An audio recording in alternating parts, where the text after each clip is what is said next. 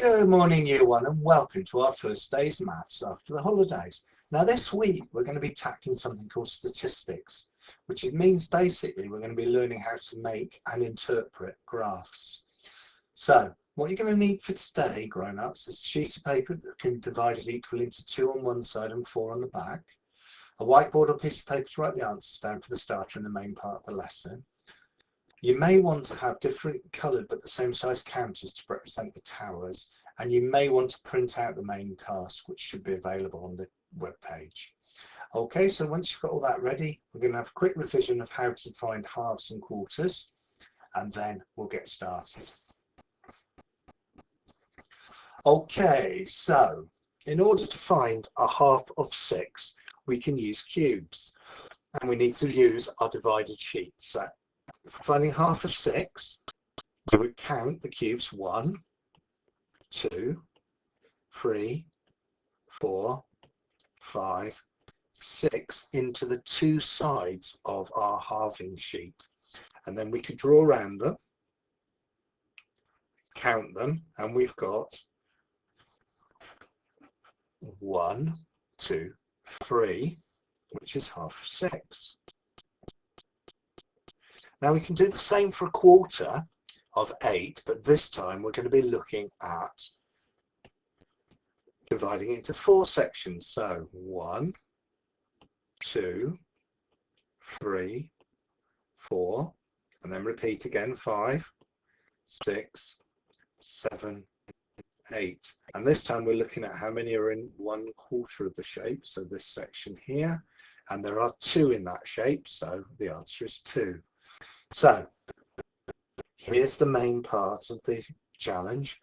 Have a go at this, pause the video till you're ready for me to go through. And remember, if you're triangles and squares, you may want to start here, otherwise start here. Okay, so grown-ups, pause the video and start again when you want to go through the answers. Okay, so we're going to go through quickly now. So half of 6 is 3. Half of 8, split in 8 into 2 sections, which makes 4. A quarter of 8, we're using all 4 of those sections, so this time the answer is 2. And a quarter of 16 is 4. Half of 10, 2 sections of 5, 5 plus 5. A quarter of 12 is 3. Half of 2, well that's 1 in each side, so that's 1. A quarter of 20, that could take you some time, the answer is 5. And then half of 10, well that's actually mirroring what's there before, and that's 5. A quarter of 12 mirrors this one, so we know that that's 3. Half of 16, well we'd actually have to work that out, and that's 8. And then a quarter of 16, we already know the answer is 4. Okay, now half of something equals 2. So we're going to put 2 in each side, and that will give us a total of 4. A half of something makes 1. So that's going to be a half of 2 makes 1. A quarter of something makes 1. So that's going to be 1 in each of those 4 sections, which is 4. And then a half of something makes 3. So that's 3 in both sides, and that equals 6. So well done, Year 1. I bet you did brilliantly on that. And now we're going to move on to the main part of the learning. Okay, so I want you to help me to count the counters as I put them out. I'm going to put them right over here. 1,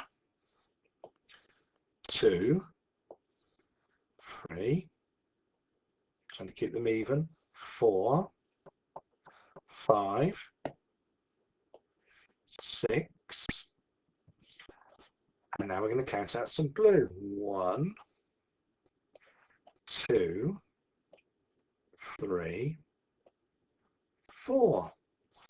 Okay, now we've got a question. What is the difference between the red and the blue counters? Now that's talking about a mathematical difference. So what we're talking about is how many more there are one than the other. So we know that we've got 1, 2, 3, 4 blue counters, and we've got 1, 2, 3, 4, 5, 6 red counters. But how could we find the difference? Well, we could write out some, but we could also do it visually and say that the same up to here. So the difference is these here. So I'm just going to remove the numbers. So how many counters are in that circle year 1? Just tell you're grown up and start the video again when you're ready. That's right, we've got a total of 2. So how many are there all together? Now this time we're saying how many are there? I'm going to just clear off this in total. So we've got in total 1, 2, 3, 4, 5, 6, 7, 8, 9, 10. Because we don't actually need to stop counting when it changes colour. That's the total, which is 10. Now, if we were to do it using maths, we'd be making some sums that look like this. So we've got 1, 2, 3, 4, 5, 6, and then we've got 1, 2, 3, 4. So could you have a go at writing down the sum that we're using to find the difference? So grown-ups, pause the video and start again when you're ready.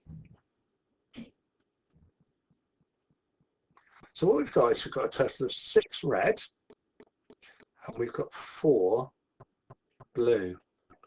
So we always, when it's difference, it's talking about subtraction. So it's going to be 6 minus 4, which is 6 red, take away 4, and that equals 2. And then when we're doing all together, that tells us it's the add sign.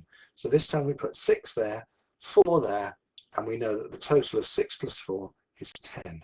So that's how you do it. That's why you find the difference by drawing a line and finding how many more passed, and you find the total by counting them all together.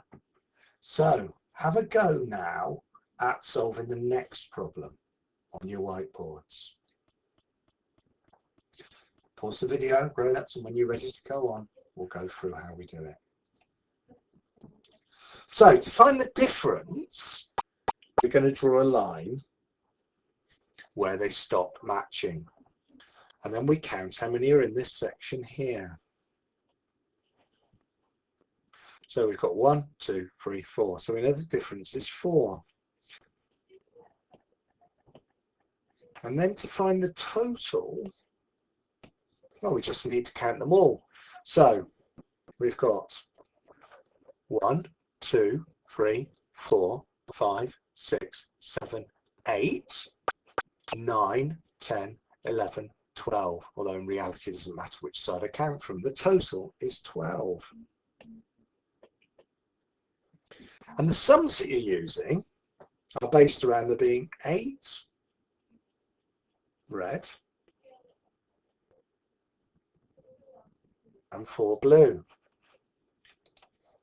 So we know there are 8 red